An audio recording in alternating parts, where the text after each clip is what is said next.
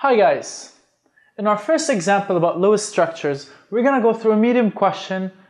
Some of them are easy, some of them are medium, so you're going to be able to test your knowledge about how to write or how to draw a Lewis structure by looking at a molecule.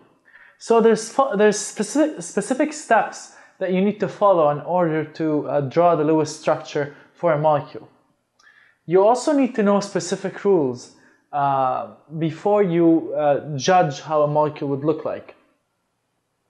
So first things first, you look at the total amount of valence electrons present in a molecule.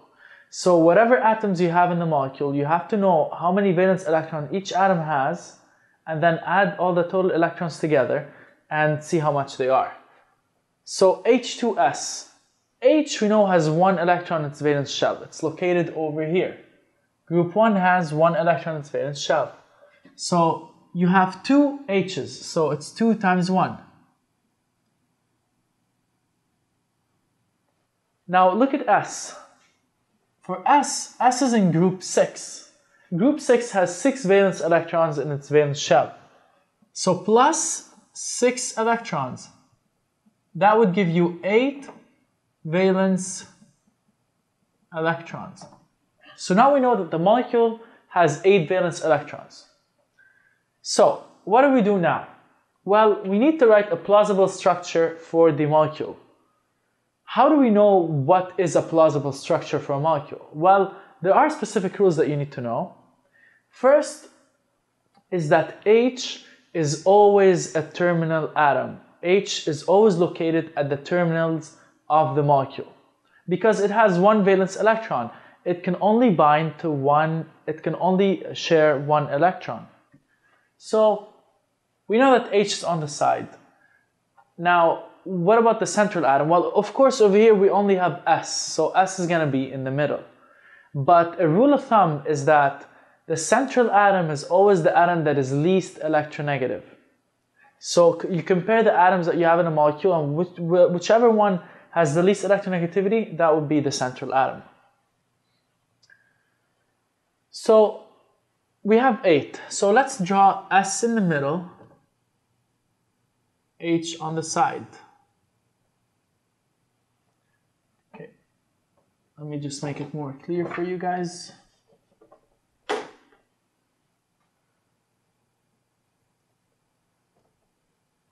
The first thing you do now is you create a bond between the atoms. So we create those bonds. Now you have to know that a covalent bond is equivalent to 2 electrons. So when you draw a bond, that's equivalent to 2 electrons. So now we have a total of 8 electrons to play around with, to use up in this molecule. 2 covalent bonds means we used up 4 electrons. So now we used 4 out of the 8 that we originally had. So we're left with 4 electrons.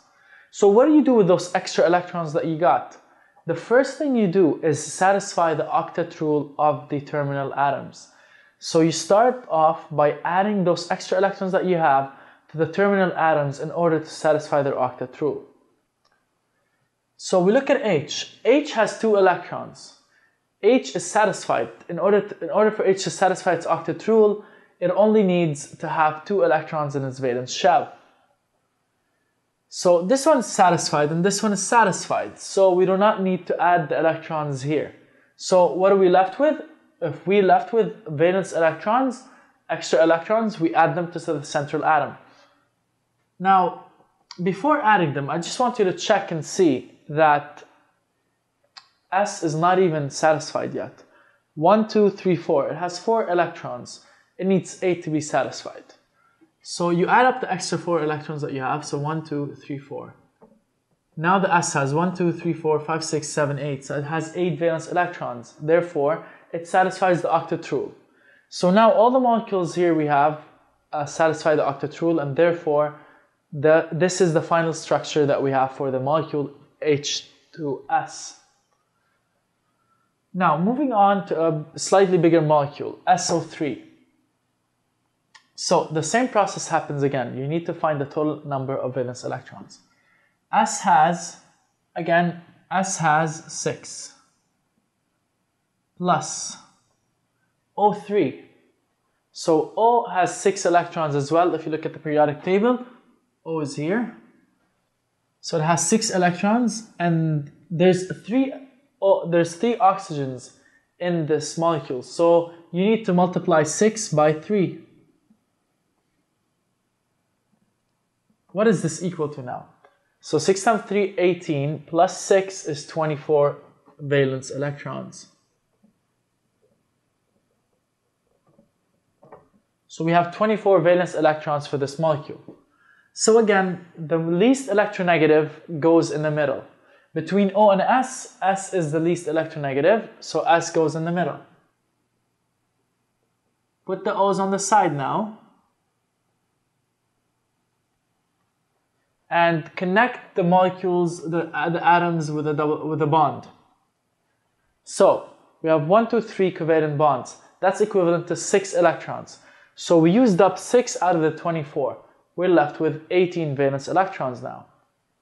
The first thing that we do, we satisfy the octet rule for the terminal atoms. So there we go. 1, 2, 3, 4, 5, 6, 7, 8, 9, 10, 11, 12, 13, 14, 15, 16, 17, and 18. So we used up 6 over here, and 24 minus 6 is 18. And we used up 18 electrons to satisfy the octet rule of the terminal atoms. So right now, the O's are all satisfied. They all have 8s. And we pretty much used up all the extra electrons that we have. Now we look at S. S has 1, 2, 3, 4, 5, 6 electrons. So we know that it needs to be 8 in order to satisfy the octet rule. S that has 6, it does not have 8. This means we need to find a way to satisfy the octet rule. Now, when you use up all the valence electrons and you have no electrons left to satisfy the octet rule for the central atom, this is when you start using up lone pairs in order to share them with the central atom, and you use them from the terminal atom. So you take the lone pairs from the terminal atom. So let's say we take one lone pair from this oxygen that we have over here and share it with the S. So we share it with the S. By this I mean that oxygen shares 2 of its electrons with the S.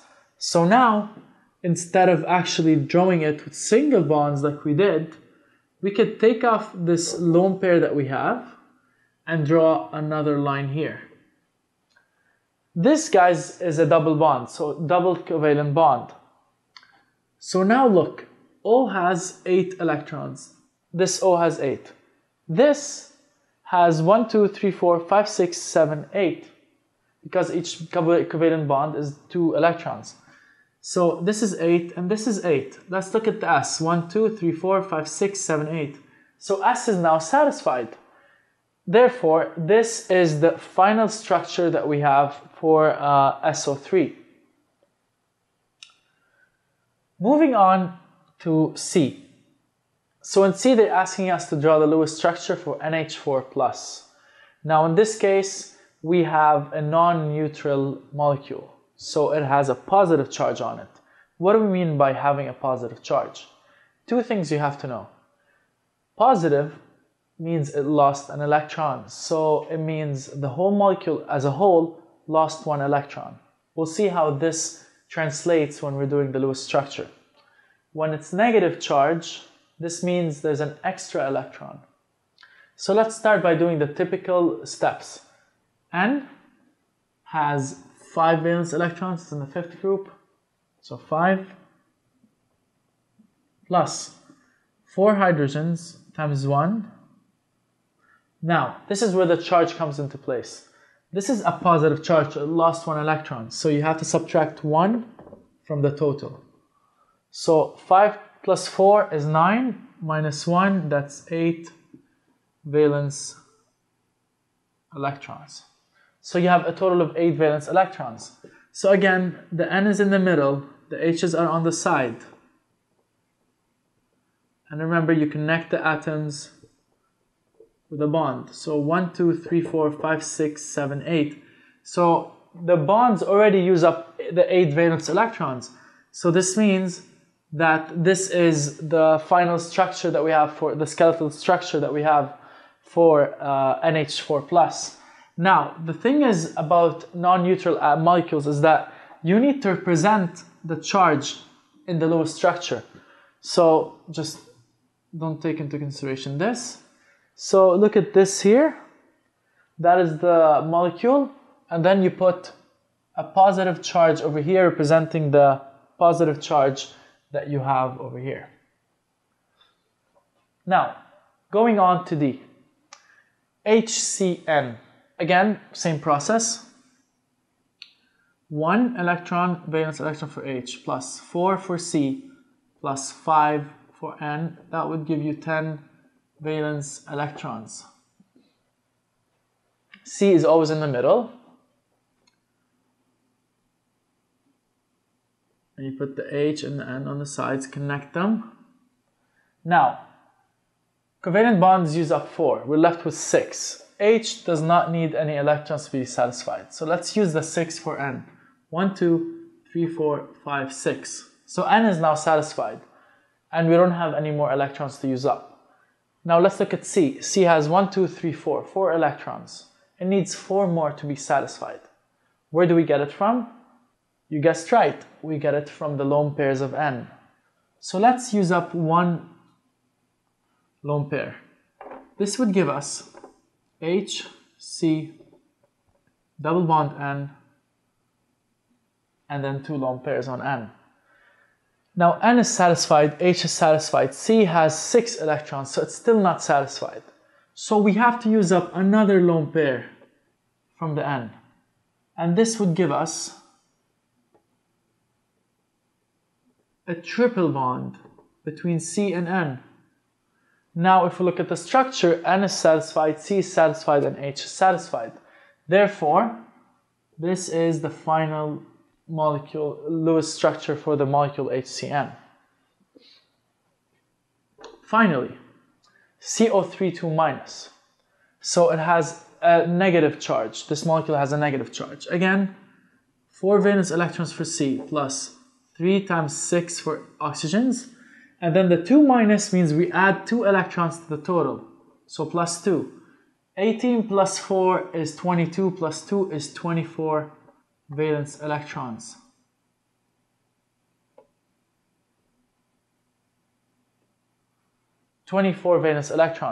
Again, put the C in the middle. Connect it to the O's. Now, we used up 6 from the 24, we're left with 18. 1, 2, 3, 4, 5, 6, 7, 8, 9, 10, 11, 12, 13, 14, 15, 16, 17, 18. We used up all the electrons, but we could see that the C still needs 2 electrons to be satisfied. It has 6. So we use up one of the lone pairs. So we use up the lone pair over here, and we create a double bond. Now the C has 8, this one has 8, this one has 8, and 8. So this is the final structure. And remember, guys, to put the brackets and put the charge outside. So this is a pretty typical question that you would be asked about Lewis structure. Remember that you need to do it step by step. First, you add up the valence electrons for the molecule. And the second thing, you create a plausible structure for the molecule. Remember the rules. H is always a terminal atom, and the least electronegative atom is the central atom. When you see a C, most likely a C is the least electronegative, and it's most likely to be the central atom. And you draw the diagram. You connect each atom with a bond with the central atom. Each covalent bond represents 2 electrons. So the total number of valence electrons that you calculate in the beginning, you subtract from it the number of electrons you used in the covalent bonds. Whatever you're left over with, you start filling up the octet rule for the terminal atoms first. You fill them up. If you have any leftover valence electrons, you add it to the central atom. If you do not have any extra electrons to add the central atom, and then central atom is still not satisfied, this is when you start using up the lone pairs that you have, in order to create a double bond or even a triple bond in order to satisfy the octet rule for the central atom.